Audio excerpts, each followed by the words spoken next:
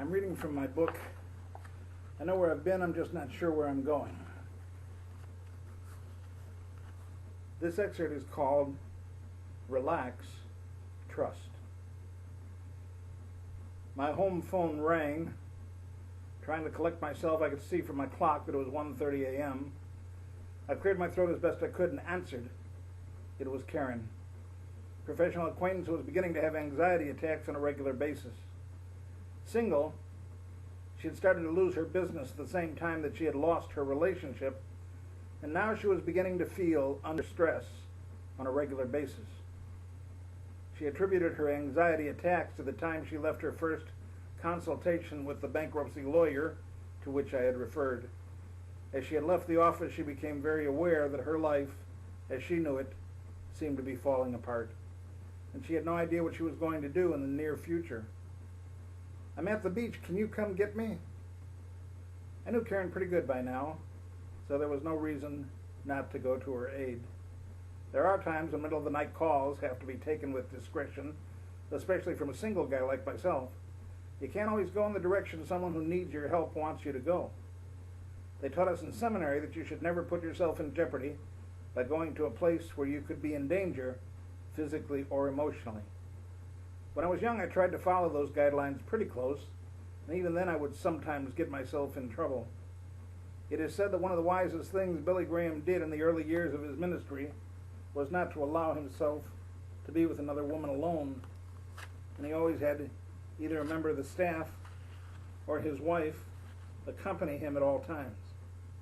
Indeed, some of the best ministries and businesses have been ruined by the problem of indiscretion, including such names as Swaggart and Baker. But as I got older, I found I wasn't quite as careful, probably because I've come to know myself and think I learned my own limits. My own values have developed and changed over the years, even those concerning my relationship with women. So when Karen asked for help, I knew it was a cry of personal pain, and I should try to help. She gave me directions as to where she was. I told her I'd be there soon. However, I've got to admit I didn't hurry, as I probably should in an emergency. Instead, I turned on the coffee intended for early morning, and not this early morning, and grabbed some go-to-the-beach and emergency clothes, which consisted of some jeans and a freebie shirt from Sprint for using so many minutes.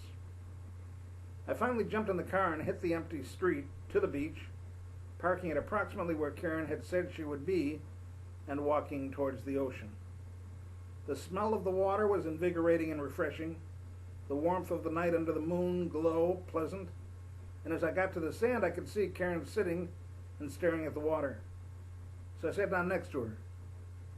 I said, "Hi, you okay?" "I feel so depressed, so hurt," she said. "I have cried and cried, and it doesn't do any good. I'm not sure I want to go on living." They taught in graduate school that any mention of possible suicide is a desperate cry for help, no matter how easily spoken or utilized for the purpose of manipulation. I said nothing. I listened enough to Karen to know that the problem was loneliness and money. "How does one find oneself? What do I do?" she asked. Now, I guess as a counselor I'm supposed to have all the answers, but as is often the case, I don't. I didn't know what to say, so I did the only wise thing. I said nothing. Often, all someone wants is someone else's ear, a chance to talk when the rest of the world usually doesn't listen, but you never know if just listening is enough or not. So we stared at the moon, felt the freshness of the breath, the breeze, and just beheld the majestic sight of the sky meeting the waves. I spoke only for the purpose of acknowledging her pain. It always helps me when I see a view like this, that there's a greater picture than we can see, a world bigger than our own personal universe. Profound? Maybe. But somehow I knew it wasn't enough to calm Karen's inner storm. I took her for coffee in an all-night restaurant, and she seemed to be a bit calmer, but I could tell from her facial expressions she was still very troubled. I said a quiet prayer for her as she got out of the car. 3 months had passed. I had not heard from Karen at all, and I grew busy in the everyday responsibilities of life. I was walking down the hall with my mind on whatever when I saw a beautiful young girl dressed in a very alluring skirt and blouse near the reception area. I could barely hear this attractive figure say, "Is Dr. Johnson here?" Amusingly, and with song in my voice, I almost jokingly said, "I'm here." The lady turned around. It was Karen.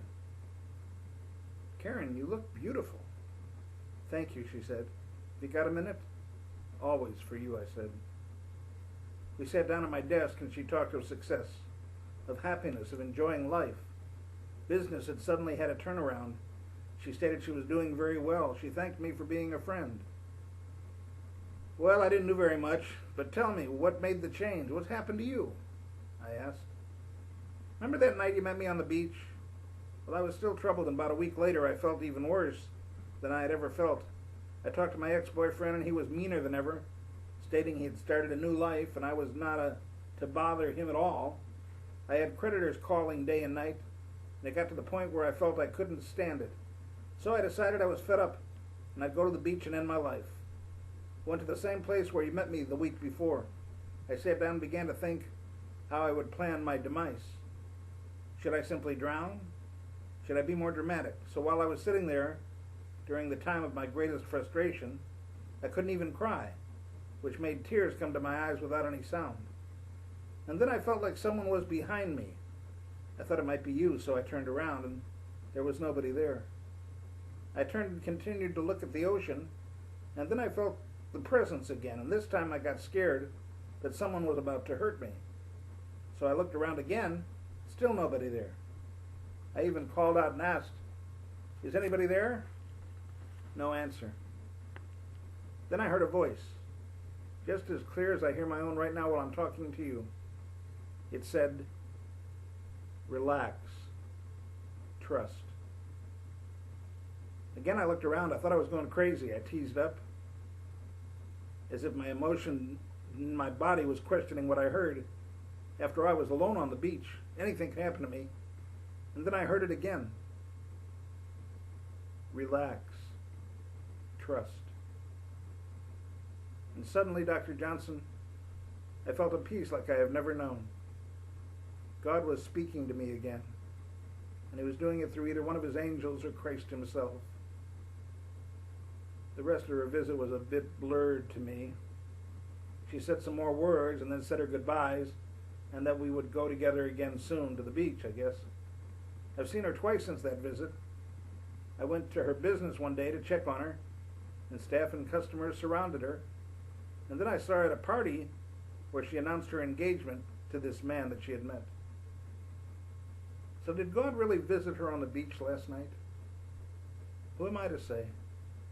But the results of Karen's life, the peace and the prosperity that she now knows, she attributes to his concern during her nights of intensive struggle. She is convinced that God cares for each one of us personally and is intensely involved in every aspect of our lives. When we hurt, he hurts. When we cry, he cries. And if we're willing to listen, he speaks. Are you struggling? Is there some inner turmoil in your life that constantly plagues you? You feel lonely, desperate, like you're the only one and nobody else cares? I think there's a bigger picture than we know. And I heartily recommend that you take Karen's advice and heed the voice that spoke to her on the beach. Relax. Trust. Proverbs says, "Trust in the Lord with all thine heart. Lean not unto thine own understanding. In all thy ways acknowledge him, and he shall direct thy path." Good advice.